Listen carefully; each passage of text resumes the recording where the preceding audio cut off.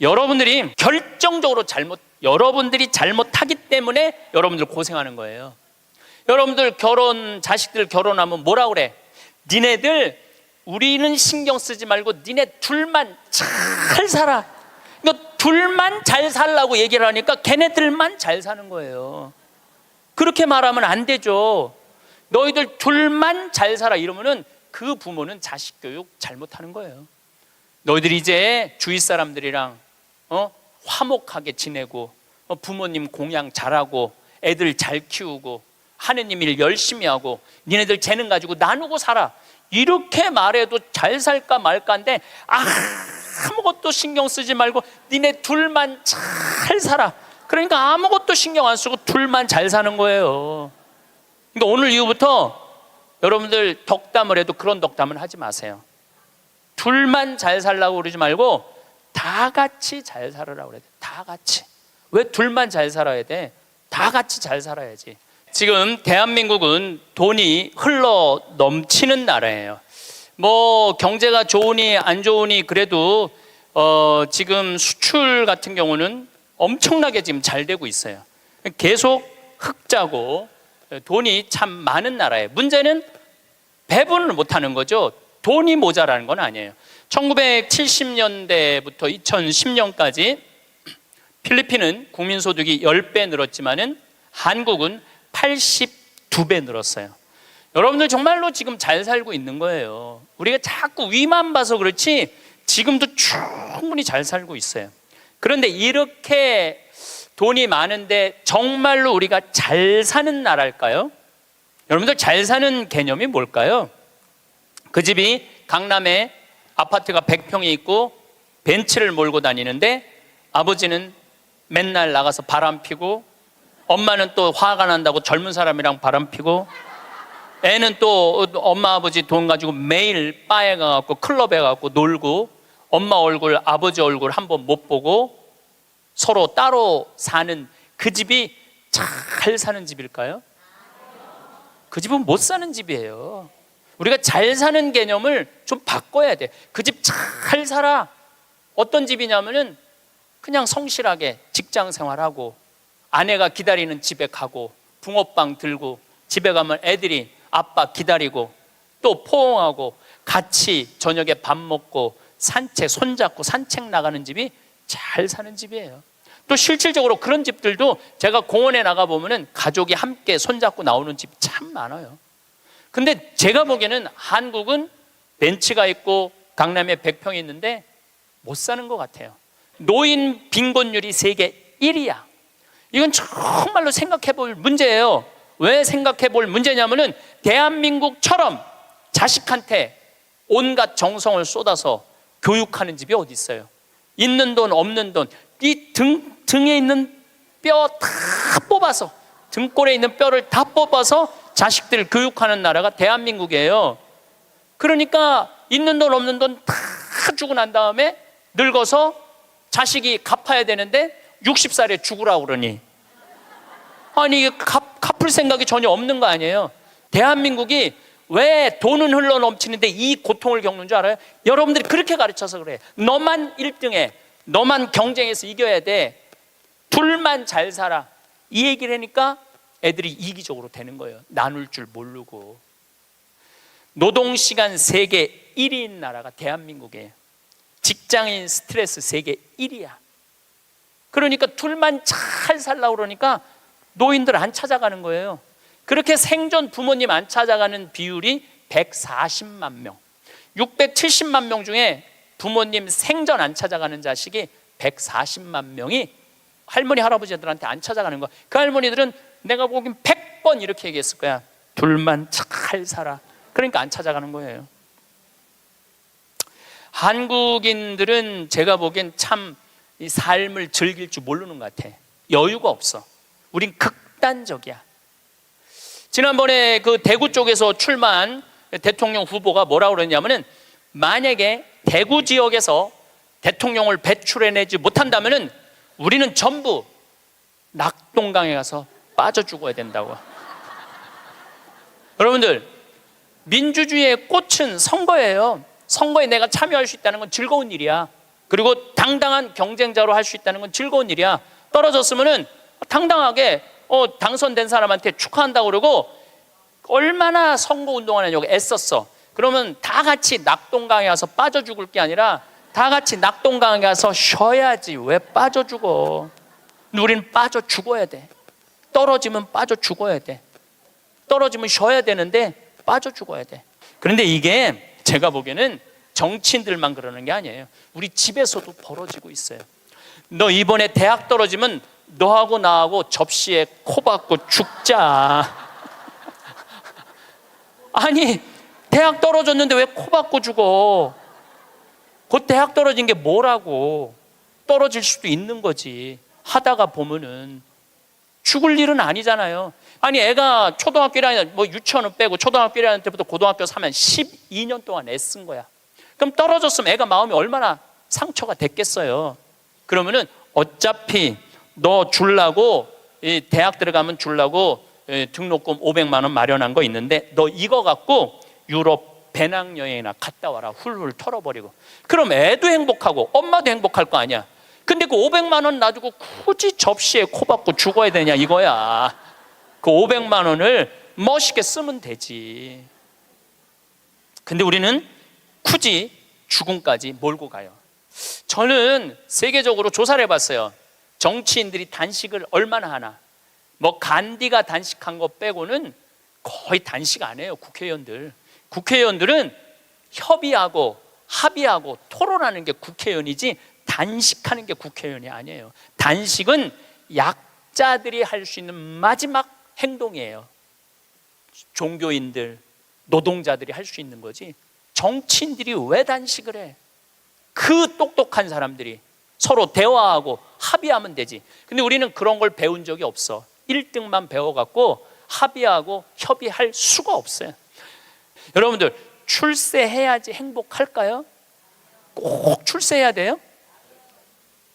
돈이 많아야지 행복할까요? 그냥 지금 행복하면 안 돼? 내가 보기엔 여러분들이 제일 행복한 분들이에요.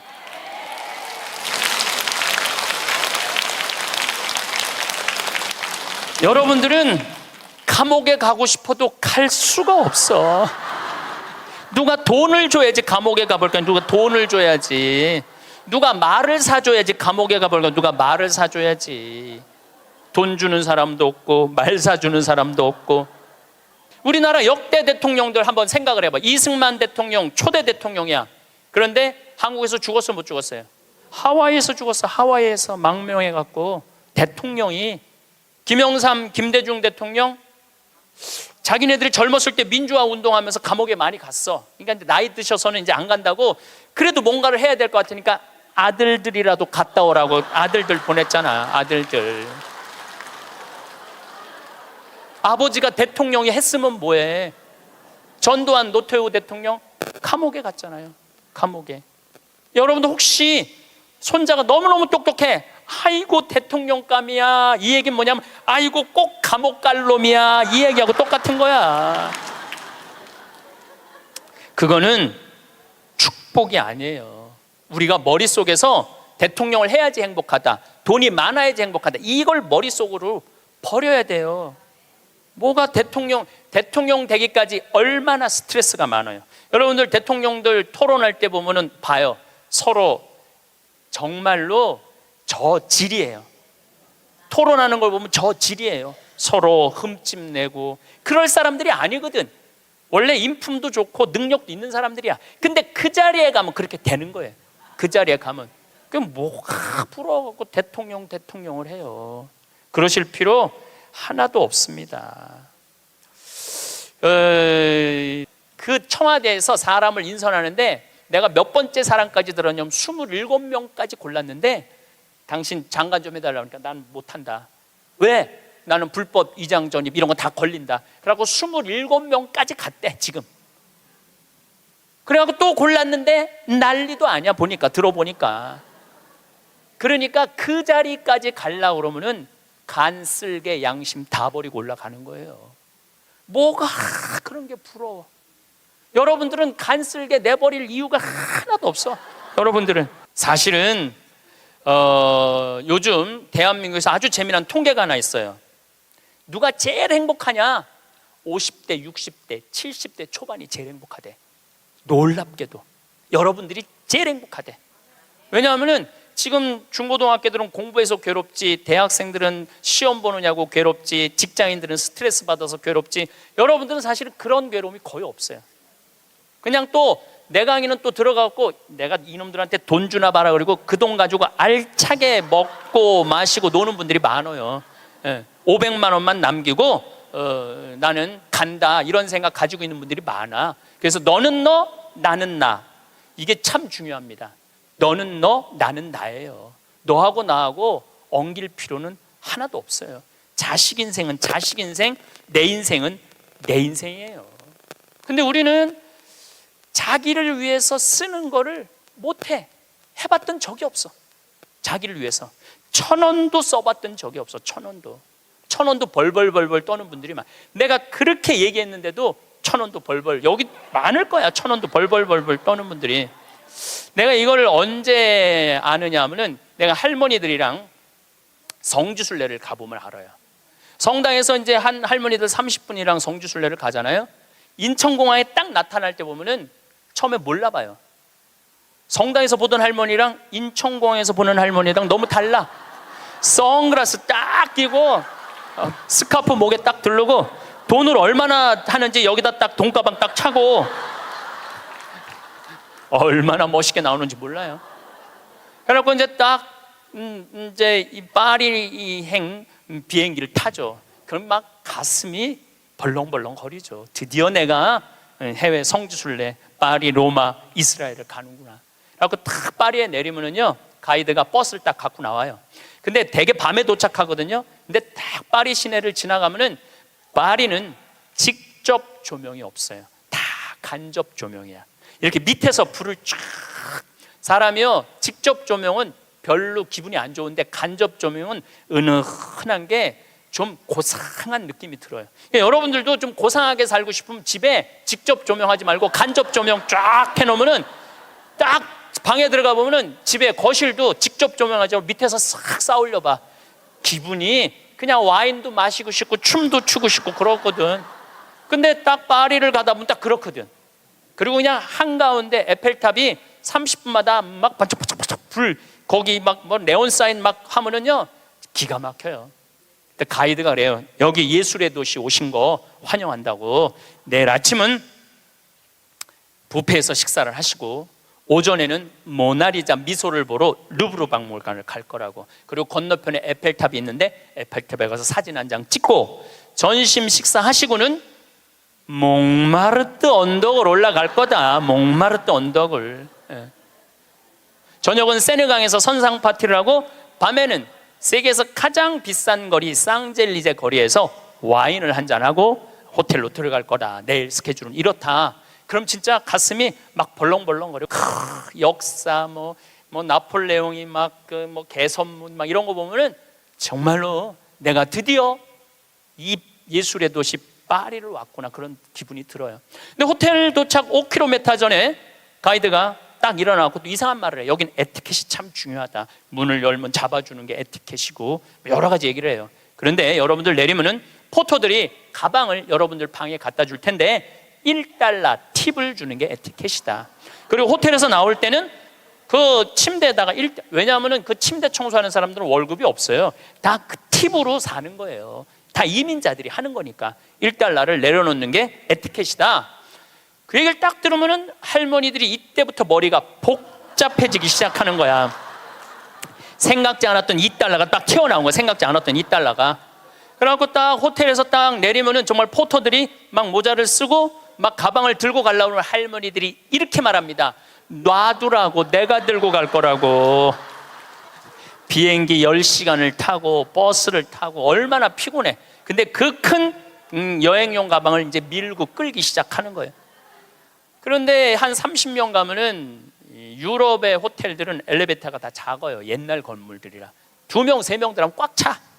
그럼 또 재빠른 사람이 딱 들어가면은 이때부터 5분, 10분을 기다리면 승질이 나기 시작하는 거예요. 승질이. 로마에 도착하면 얘기하지 않아도 할머니들이 그 가방을 끌고 알아서 가요. 자기가 $1를 아끼려고. 호텔 나올 때도 까먹을 경우도 있지만 아까워 다시는 안 오는데 그냥 나와버려. 그리고 압권이 있어요. 성지순례 끝나고 할머니들이 나한테 하는 말이 있어. 신부님, 세상에 나가보니까 매일 내 돈 뜯어먹는 도둑놈들밖에 없다고. 그리고 보통 1일 정도 순례를 나가는데 11일 동안 기억이 가방 끌고 다녔던 기억밖에 없는 거야. 가방 끌고 다녔던 기억밖에 없는 거야. 성지고 뭐고 힘들게 가방 끌고 다니면 나이는 먹었지. 그럼 보통 여러분이 한 450만 원 내고 가는 성지순례예요. 450만 원. 그러면은 하루에 2달러면은 10일이면 20달러야. 20달러? 그게 뭐가 아깝다고. 그 1달러 때문에 벌벌 떨면서 놔두라고, 내가 들고 갈 거라고 그 무거운 가방을 그냥 1달러 주고 땡큐 땡큐 하면 얼마나 좋아. 그런데 문제는 자기를 위해서 1,000원도 써봤던 적이 없는 거예요. 450만 원 내고 갔으면 기분 좋겠으면 얼마나 좋아. 근데 써봤던 적이 없는 거예요. 그 여행 갔다 와도 즐거웠던 기억이 하나도 없어. 완전히 도둑놈들한테 사기당한 그런 기분이야. 성지순례 갔다 왔는데. 저도 뭐 많이 다니죠. 1년에 4개월은 외국에 나가 있으니까. 이번에도 잠비아 끝나고 미국 교우들이 케이프타운, 희망봉, 아프리카 맨 끝에 거기 갔다 오고 싶다고 호텔 예약까지 다 예약해갖고 나하고 같이 갔어요. 케이프타운 호텔에 딱 가니까 진짜로 포터들이 가방 방번호 딱 찍어갖고 갖고 오더라고요. 나는요, 그 사람들한테 돈 한 번도 아낀 적이 없어요. 오면 1달러 안 줘. 5달러 딱 줘요. 5달러 딱 주고 내가 한마디 하죠. 땡큐. I come from Korea. 내가 꼭 얘기를 해요. 왜냐하면 중국 사람인 줄 아니까. I come from Korea. 딱 그리고 5달러 주면은 눈이 이만해지면서 정말로 머리가 땅끝까지 닿도록. 그 사람들은 그걸로 먹고 사는 사람들이야. 이민자들은. 내가 나를 위해서 450만 원을 썼으면 그 이민자들한테 1달러, 2달러, 5달러가 아까워갖고 그거를 아끼려고. 도둑놈들이라고 그러고 사기꾼이라고 그러고. 그러니까 내가 그렇게 여유가 없는 거야. 마음의 여유가. 이번에도 애틀란타 강의를 마지막으로 했는데 호텔에서 한 4일 있었어요. 4일 있었는데 마지막 날은 거기다 내가 10달러 딱 놓고 썼어요. 편지. 그 사람 이민자야. 편지를 항상 써요. 저는 마지막에 Thank you, God bless you, I come from Korea. 딱 이렇게. 얼마나 좋아. 그거 쓴다고 내가 망하는 것도 아니고. 그 사람은 그걸 받음으로써 하루에 기쁨이 있잖아요. 내가 남에게 무언가를 나눠줄 수 있는 큰 기쁨, 주는 기쁨이 있어야 되는데 우린 끝까지 아껴. 근데 문제는 그걸 아껴갖고 정말 또 행복한 데 쓰면 좋은데 끝까지 아끼다가 죽어. 써보지도 못하고 죽는 분들 많아요. 써보지도 못하고 죽는 분들 많아요. 그러니까 이제 마지막에 죽을 때 뭐라고 그러냐면은 나는 억울해서 못 죽는다고. 나 한번 호강해 보려고 그랬는데 억울해서 못 죽는다고. 호강은 언제 하면 돼? 지금 하면 돼요. 제가 항상 드리는 말씀이지만 내 생일날 내 기억해주는 남편도 없고 자식도 없어. 냉면 먹으면서 눈물 뚝뚝 흘리면서 지질이 복도 없는 년, 냉면 사주는 인간 하나도 없고 내 생일에 왜 내 생일을 남이 차려줘야 돼? 내가 차려주면 되지. 그렇지 않아요? 그러니까 야, 너 60년 동안 70년 동안 애썼다. 내가 오늘 너한테 한턱 쏠게. 네 태어난 날이니까 그럼 내가 가서 먹으면 되지. 그러니까 지질이 복도 없는 년이 먹는 냉면 맛이랑 내가 한턱 쏘고 먹는 냉면 맛은 냉면 맛 자체가 달라요. 여러분들 정말 1,000원을 쓰더라도 멋있게 써. 폼나게 써요. 냉면을 먹어도 뽐나게 나가서 먹어. 눈물 뚝, 콧물 뚝 흘리고 그러지 말고요. 행복은요 큰 데 있는 게 아니에요. 대통령 되고 무슨 장관 되고 국회의원 되는다고 그 사람들 안 행복해요. 그 사람들 소리 지르는 거 봐요. 그 사람들이 행복하겠어요? 예, 안 행복해요. 부러워할 거 하나 없어요. 이번에 9월 29일부터 10월 10일까지 황금 연휴에 황금 연휴. 발칸 반도로 갔다 왔어요. 체코, 오스트리아, 슬로베니아, 그 다음에 크로아티아, 그 다음에 잠깐 보스니아 이렇게 들렀다 왔어요. 근데 제가 처음 평택 비전동 본당 신부를 할 때 나야 교우들을 너무너무 사랑하죠. 정말로 많이 아끼고 귀하게 여기죠. 정성스럽게 대하죠. 근데 이제 내가 평창에 들어가니까 이제 본당이 없잖아요. 그 이제 연말만 되면은 나를 찾아오는 비전동 교우들이 있어. 그 나는 이제 연말이 되면 모든 에너지를 다 빼갖고 아무도 만나기 싫어. 와도 쳐다도 안 봐요. 세배하러 왔는데 무슨 세배냐고. 그런데 10년 동안 내가 보든 안 보든 자기네들끼리 밥 먹고 가도 10년 동안 변함없이 오는 친구들이 있어요. 근데 한 3년 전인가 4년 전에 또 세배라고 왔는데 내가 찬밥 대우를 했는데 마음이 좀 미안하더라고요. 근데 보통 저 같은 경우는 3년, 4년 후까지 스케줄이 보통 이렇게 보거든요. 근데 4년 전에 보니까 2017년 딱 황금 연휴 10일이 딱 걸려 있더라고요. 그래서 정말로 평범한 친구들이에요. 야, 2004년 후에 황금 연휴 10일이 있다. 나하고 그때 내가 온전히 너희들하고 같이 여행 갈게. 그랬더니 이 친구들 한 30명이 한 달에 20만 원씩 3년 동안 개를 모았어. 그러니까 한 달에 20만 원이면 240만 원에 거의 700만 원을 모은 거예요. 여행비는 한 400만 원밖에 안 되는데. 그래갖고 이번에 여행을 갔다 왔어요. 그런데 기가 막히더라고요. 그 성지 뭐 나라도 아름답지만은 성지가 너무너무 좋더라고요. 그런데 오스트리아의 마리아 체리라는 성지를 갔어요. 뭐 여기저기 너무 다니니까 무슨 성지도 모르고 그냥 계속 가는 거죠. 근데 오후 3시 미사를 이제 경당에서 봉헌하기로 했는데 대성당에 딱 갔는데 대성당은 안 빌려줘요. 우리도 여기 지금 왜 여기 모였는지 알아? 명동 대성당 안 빌려줘서 여기 와 있는 거예요. 대성당은 잘 안 빌려줘요.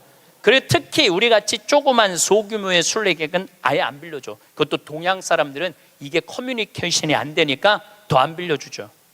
근데 딱 성당을 이제 성모님을 이제 경배 드리려고 들어갔는데 크로아티아 사람이야. 여긴 오스트리아 성지인데 전통 복장을 입고 왔는데 브라스 밴드를 데리고 온 거야.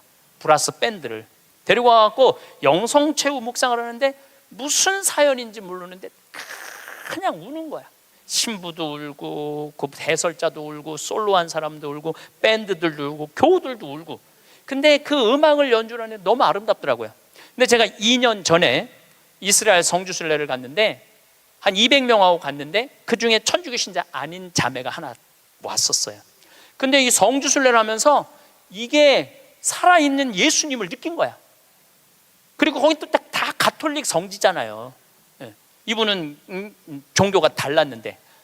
그런데 거기서 딱 요르단강에서 딱 거기서 천주교 세례를 받겠다는 거야. 그래서 요르단 강물을 퍼서 그 자리에서 세례를 줬어요.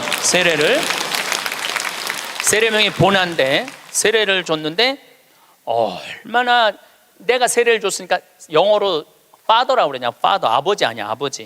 아버지라고 그러면서 얼마나 안부도 잘 묻고 그러는지. 그래서 이번에 성주순례 데리고 갔어요.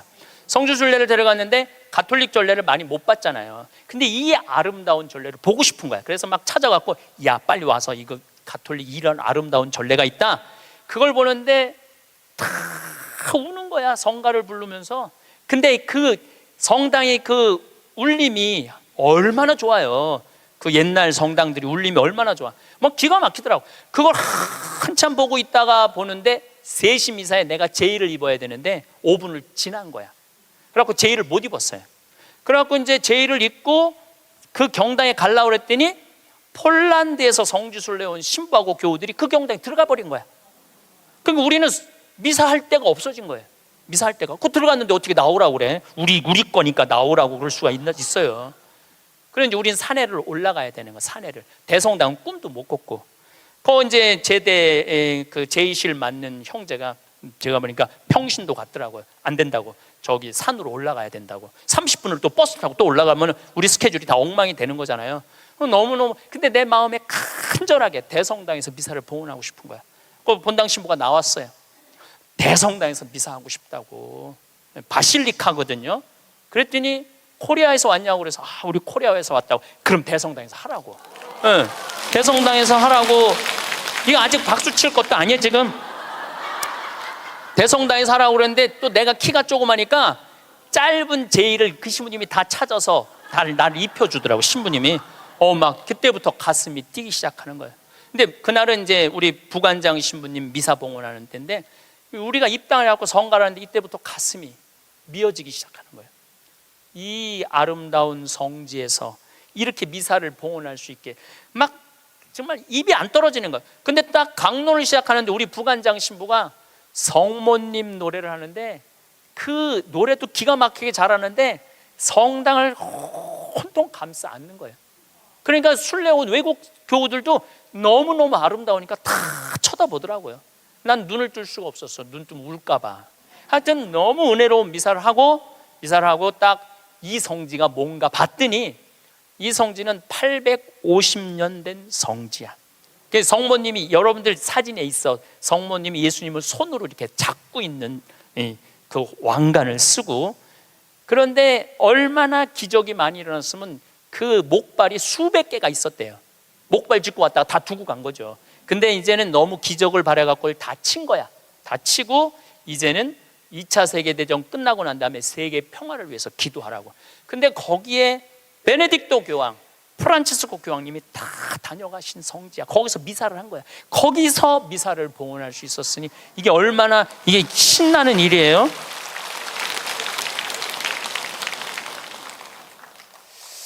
저는 그 은혜로운 미사를 봉헌하고, 물론 그 성당뿐만 아니라 곳곳의 성당에서 미사할 때마다 은혜를 너무나 많이 받았어요. 그런데 나하고 같이 30명이 성주순례를 갔는데, 거기 있는 분들은 다 일반 직장인들이야. 그냥 직장인들. 그렇게 열심히 신앙생활하고 신부한테 그렇게 잘하고 그렇게 착하고 성실하게 살아왔으면 그 정도는 누릴 자격이 있는 거예요. 그리고 여러분들이 부부가 평생 버는 돈이 23억이래요.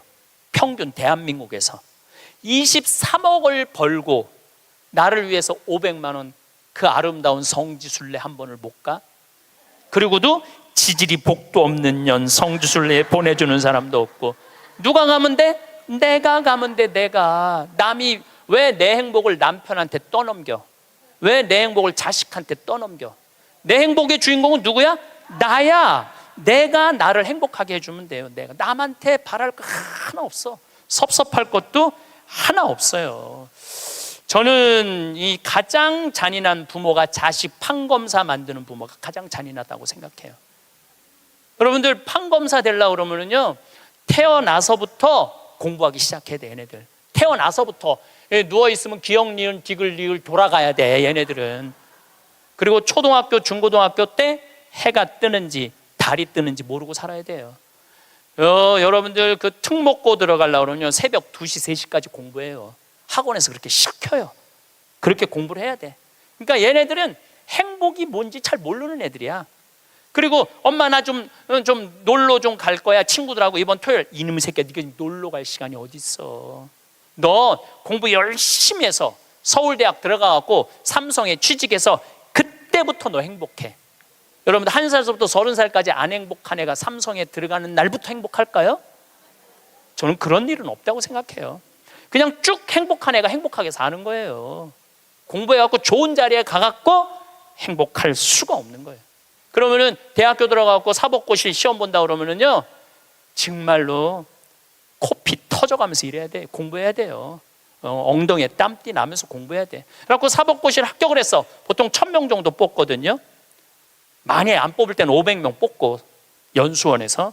그럼 사법고시 합격했다고 다 판검사 되는 게 아니에요. 1등부터 100등까지 판사, 100등부터 200등까지 검사, 200등부터 1000등까지 변호사야. 변호사 중에 반 이상은 지금 300만 원도 못 번대요. 그렇게 청춘을 다 날리고 학창시절을 다 날렸는데도 돈 못 벌어요.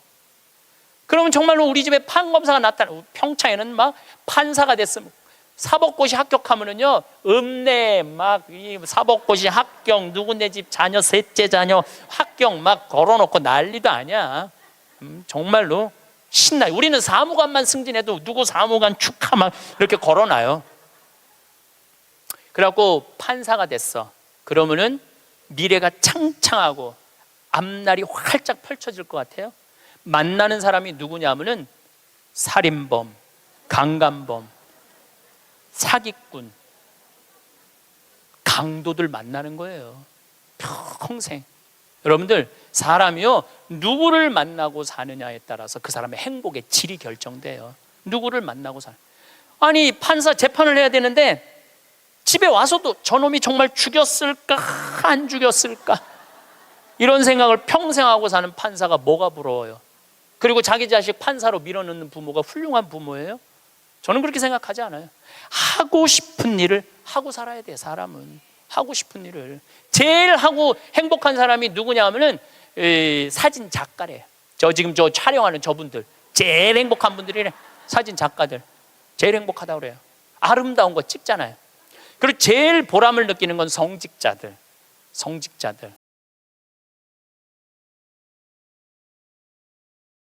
신부님 때문에 술 끊었어요. 신부님 때문에 우울증 고쳐졌어요. 그런 얘기 들을 때마다 내가 이 자리에 있어야 되겠구나, 그런 생각을 많이 하죠. 제가 이 본당 신부 때 어떤 친구가 있었느냐면 전국 학력고사 수석, 서울대 수석, 법대 수석, 사법연수원 수석한 친구가 있었어요. 20년 전 얘기예요. 근데 이 친구는 다 대법관 후보라고 그랬어.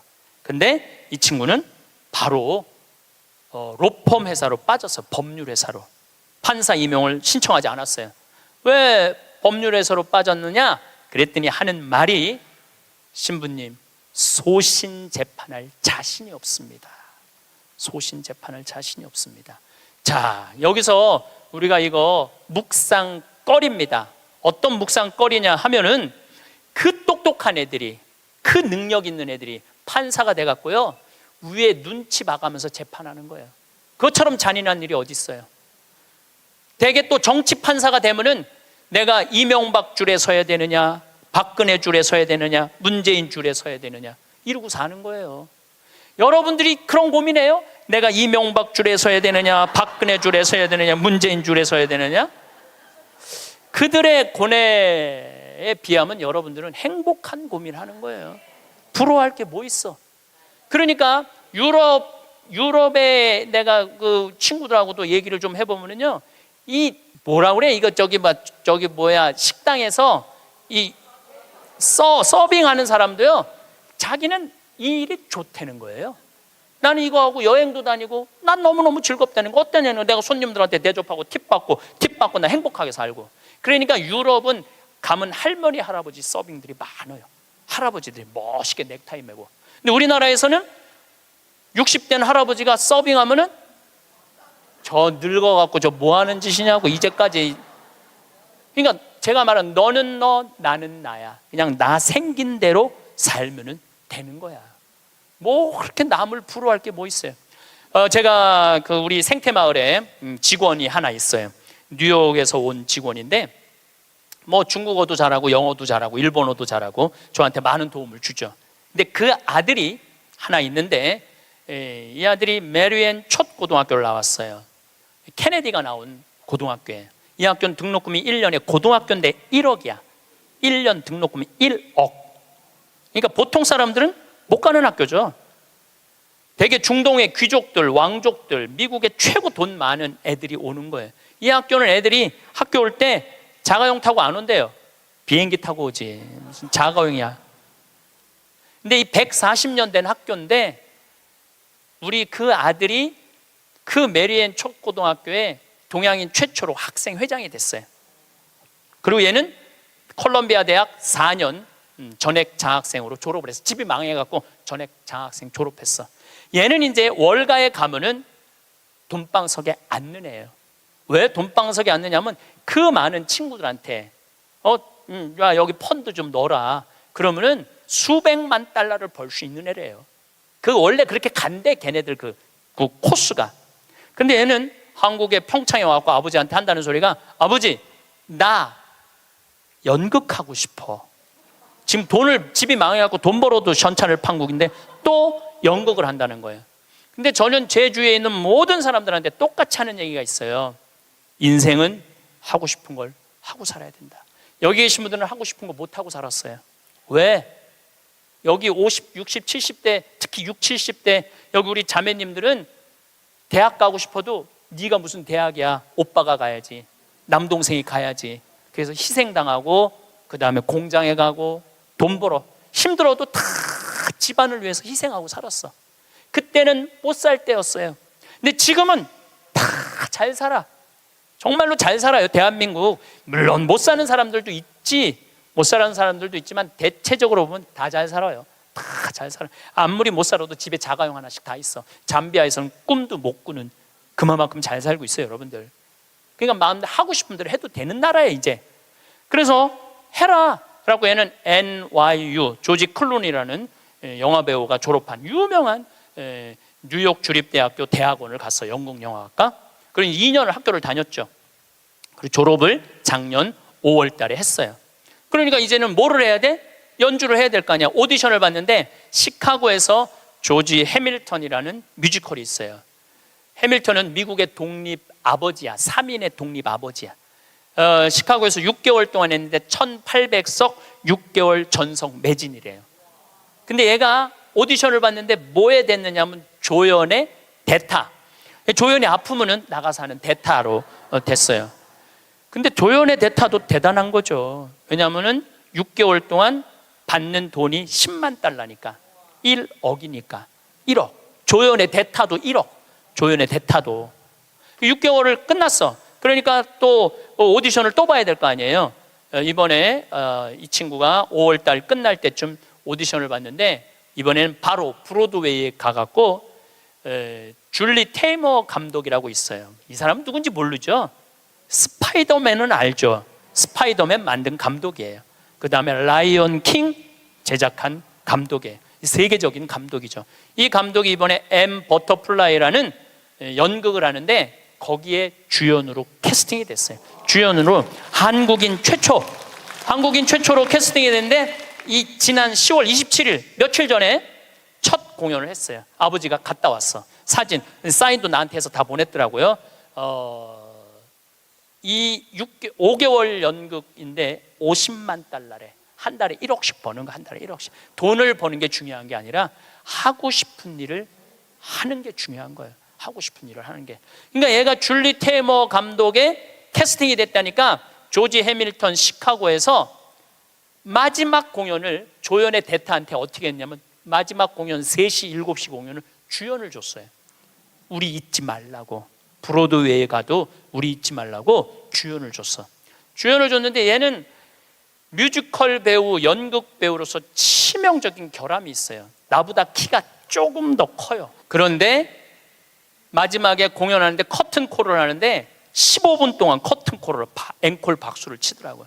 근데 키가 워낙 작으니까 다른 스태프들하고 같은 연극하는 친구들하고 하이파이브를 하는데 뛰어서 하이파이브를 하더라고요. 그런데도 15분 동안 앵콜 커튼콜을 했어요. 이 친구가 나한테 편지했어요. 신부님 정말로 감사하다고. 신부님의 배려, 유머, 내가 많이 웃긴가 봐요 걔한테. 신부님의 유머, 배려, 사랑으로 자기네 가족이 이렇게 행복하게 됐다고. 자기는 돈 많이 벌어서 신부님 생태마을에 돈 갖다 주는 게 자기 미션이래, 미션. 근데 저는 그 친구한테 돈 받을 생각 전혀 없어요. 나는 청국장 팔아서 쓰면 돼. 왜 내가 그 힘들게 버는 돈을 뺏어서 써요. 청국장 팔아서 쓰면 되는데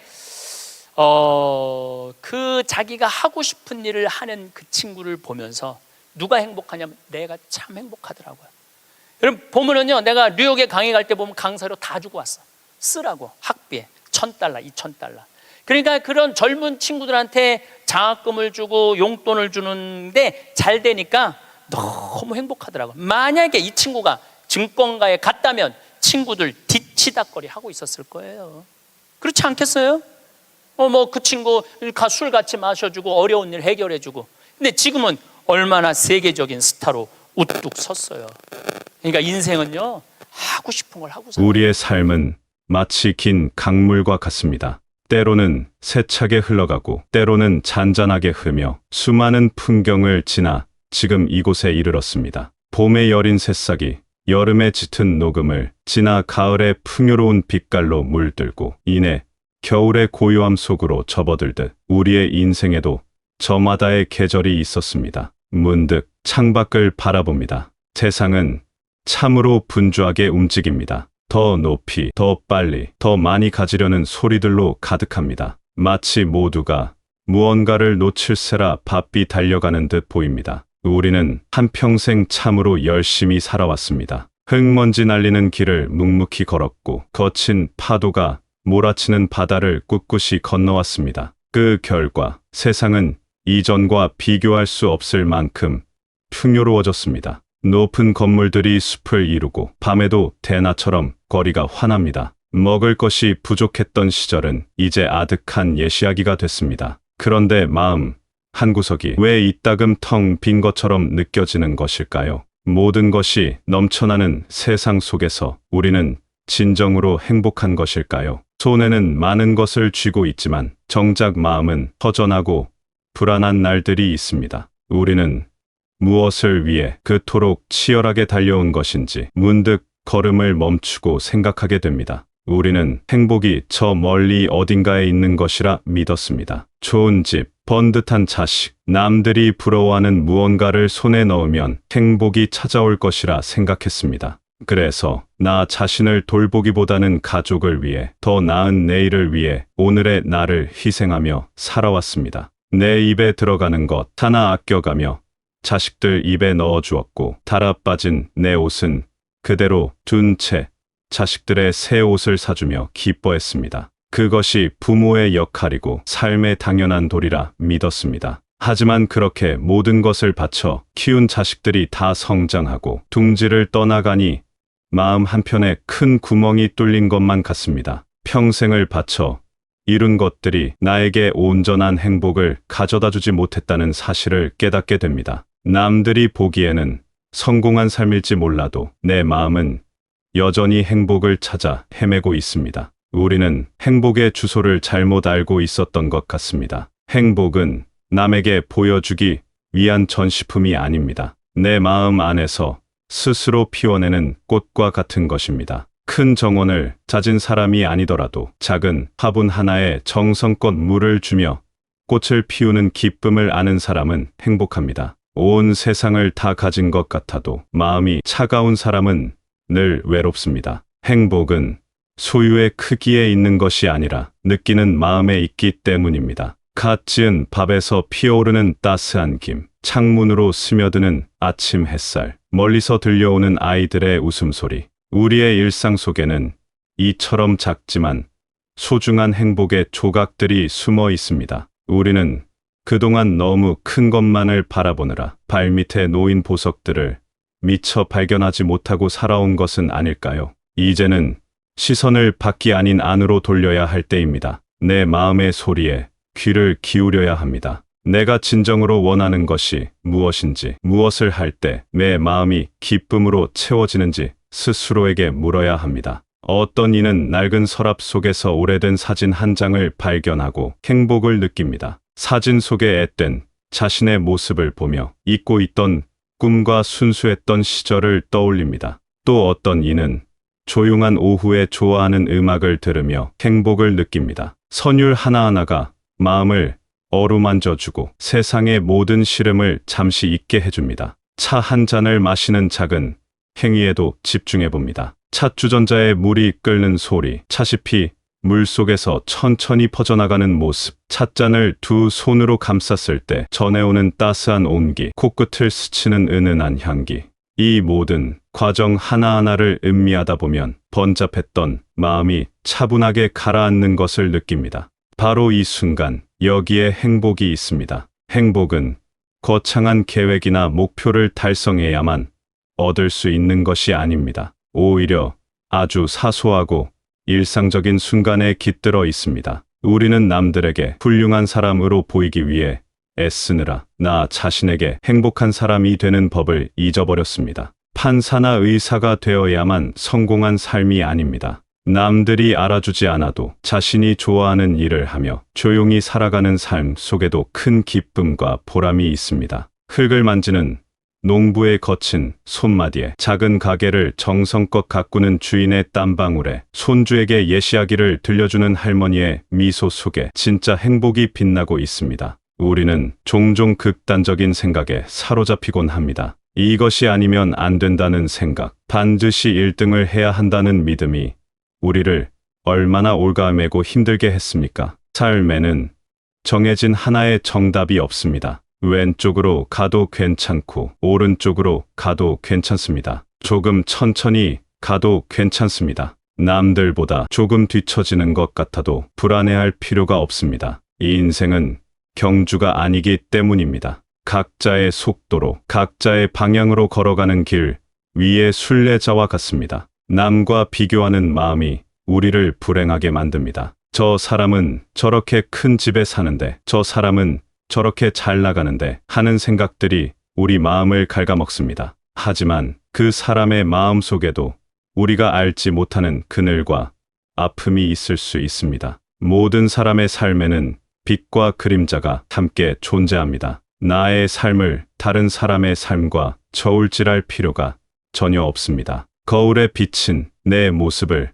가만히 들여다봅니다. 깊어진 주름과 희끗희끗해진 머리카락이 세월의 흐름을 말해줍니다. 하지만 이것은 쇠락의 흔적이 아니라 내가 살아온 날들의 기록이자 훈장입니다. 나의 삶은 그 자체로 유일하고 소중한 이야기입니다. 이제는 나 자신을 위해 돈과 시간을 쓰는 것을 아까워하지 말아야 합니다. 평생 가족을 위해, 남을 위해 살아왔다면 이제 남은 시간은 온전히 나를 위해 써야 합니다. 가보고 싶었던 곳이 있다면 떠나보십시오. 배우고 싶었던 것이 있다면 시작해 보십시오. 단돈 1,000원짜리 커피 한 잔이라도 나 자신을 위해 쓸 때 그 가치는 10,000원, 10만 원이 될 수 있습니다. 나를 귀하게 대접할 때 세상도 나를 귀하게 여겨줍니다. 나눔의 기쁨 또한 잊지 말아야 합니다. 나눔이란 꼭 물질적인 것만을 의미하지 않습니다. 따뜻한 말 한마디, 다정한 눈빛, 힘든 사람의 등을 가만히 쓸어주는 손길, 이런 작은 친절들이 세상을 훨씬 더 살기 좋은 곳으로 만듭니다. 특히 누군가의 이야기를 진심으로 들어주는 것은 가장 큰 나눔 중 하나입니다. 내 의견을 말하기보다 그저 상대의 마음을 헤아리며 고개를 끄덕여주는 것만으로도 한 사람의 영혼을 구원할 수 있습니다. 내가 가진 것을 나눌 때 내 것은 줄어드는 것이 아니라 오히려 더 커집니다. 사랑은 나눌수록 풍성해지고 기쁨은 함께할수록 배가 됩니다. 움켜쥐고만 있으면 손 안에서 썩어 없어지지만 나누면 그 향기가 온 세상에 퍼져나갑니다. 우리의 삶을 돌아보면 후회되는 순간들도 분명히 있을 것입니다. 그때 왜 그랬을까? 다른 선택을 했다면 어땠을까 하는 생각들이 불쑥 찾아오기도 합니다. 하지만 과거는 이미 지나가 버린 시간입니다. 지나간 일에 마음을 묶어두는 것은 뒤를 돌아보며 앞으로 걸어가려는 것과 같습니다. 넘어져 다치기 마련입니다. 과거의 후회는 교훈으로 삼되 더 이상 연연하지 말아야 합니다. 중요한 것은 과거가 아닌 지금 이 순간을 어떻게 살아갈 것인가 하는 점입니다. 그리고 아직 오지 않은 미래를 너무 걱정하지 말아야 합니다. 걱정은 내일의 슬픔을 덜어주는 것이 아니라 오늘의 힘을 앗아갈 뿐입니다. 우리는 최선을 다해 오늘 하루를 살아가면 됩니다. 오늘을 충실하게 살다 보면 그 오늘들이 모여 좋은 내일이 만들어지는 법입니다. 씨앗을 심고 정성껏 물을 주면 언젠가 아름다운 꽃이 피어나듯 우리의 하루하루가 모여 풍요로운 삶의 열매를 맺게 될 것입니다. 이 인생의 황혼기에 접어들었다고 해서 삶이 끝난 것이 아닙니다. 오히려 새로운 시작을 할 수 있는 소중한 시간입니다. 젊은 시절의 치열함과 무거운 책임감에서 벗어나 비로소 나 자신에게 집중할 수 있는 자유의 시간입니다. 서쪽 하늘을 붉게 물들이는 저녁 노을이 아침에 떠오르는 태양만큼이나 아름답듯이 우리의 지금 이 시간도 그 자체로 빛나고 아름답습니다. 살아온 세월의 깊이가 얼굴의 주름 하나하나에 새겨져 있고 그 주름은 그 어떤 젊음보다 고귀한 훈장입니다. 삶이 때로 우리를 속일지라도 슬퍼하거나 노여워하지 마십시오. 살아있다는 것 자체가 얼마나 큰 기적인지 생각해 봅니다. 아침에 눈을 뜨고 숨을 쉬고 사랑하는 사람의 목소리를 들을 수 있다는 것이 얼마나 큰 축복인지 모릅니다. 우리는 이미 세상에서 가장 소중한 것들을 가지고 있습니다. 지금까지 참으로 애쓰며 살아오셨습니다. 그 누구도 알아주지 않는 눈물을 홀로 삼킨 밤도 있었을 것이고 가슴을 치는 억울함에 잠 못 이룬 날도 있었을 것입니다. 괜찮습니다. 모든 것이 괜찮습니다. 그 모든 순간들이 모여 지금의 당신을 만들었고 당신의 삶을 더욱 깊고 풍요롭게 했습니다. 우리가 남기는 것은 돌에 새긴 이름이 아니라 사람들의 마음속에 남긴 따스한 기억입니다. 당신은 충분히 잘 살아왔습니다. 당신의 삶은 그 자체로 박수받아 마땅한 위대한 여정입니다. 이제는 모든 무거운 짐을 내려놓고 그저 편안한 마음으로 지금 이 순간을 온전히 누리시길 바랍니다. 당신의 존재는 이 세상 그 무엇과도 바꿀 수 없는 소중한 선물입니다.